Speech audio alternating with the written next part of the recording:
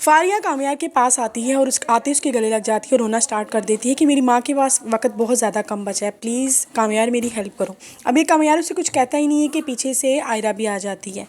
आयरा कामयार की तरफ देखती है और कहती है कि मेरे बाबा बिल्कुल ठीक कहते थे, तुम इस काबिल ही नहीं हो कि तुम्हारे साथ आ जाए। आयरा गुस्से से कमरे में आती है और आके अपनी पैकिंग स्टार्ट कर देती है। कामयार आयरा को रोकने की बहुत ज़्यादा कोशिश करता है, लेकिन आयरा ऐसी जिद में आ जाती है और रोना शुरू हो जाती है। वो कहती है कि मैं तुम्हारे साथ रहना ही नहीं चाहती।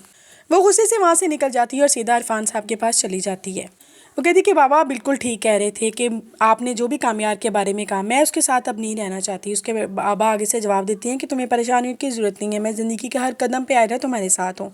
उतनी देर में कामयाबी वहाँ पे आ जाता है। कामयार कहता है कि मुझे आयरा से मिलना है, लेकिन इरफान साहब उसके साथ नहायत सख्त लहजे में बात करते हैं कि तुम्हें यहाँ पर आने की कोई ज़रूरत नहीं है, मैं अब अपनी बेटी को कभी भी तुम्हारे साथ नहीं भेजने वाला।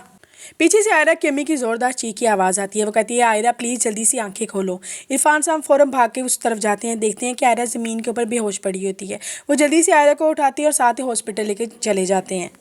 डॉक्टर आयरा का मुकम्मल ट्रीटमेंट करने के बाद बताती है कि मुबारक हो, आप तो नानी बनने वाली हैं। वो लोग आयरा को लेकर घर आ जाते हैं।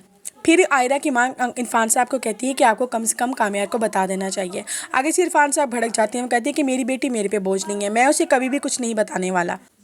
इरफान साहब किसी भी बात पे राज़ी नहीं होते। दूसरी तरफ कामयार भी अपनी दादी को साफ बोल देता है कि मैं अब आयरा के पास नहीं जाने वाला। उसने एक बार फिर मेरा भरोसा तोड़ा है। उसकी दादी कह रही है कि उसमें आयरा की कोई मिस्टेक नहीं है, तुम जानबूझकर ऐसी हालात पैदा कर देते कि वो तुम्हारे साथ ना रहे। वो दादी के साथ बातें कर रहे हैं तो कि दादी की अचानक तबीयत ख़राब होती है। कामयार जल्दी से दादी को लेकर हॉस्पिटल पहुंचता है। जैसे वो हॉस्पिटल पहुंचता है, वहाँ पे फलक होती है।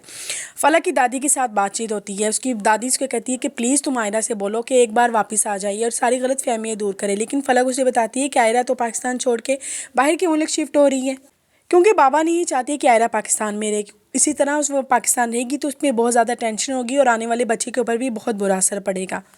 दादी फ़ौरन से कामयार को ये बात बताती है कि तुम बाप बनने वाले हो। कामयार जिस तरह ये बात सुनता है, कामयार बेहद खुश हो जाता है।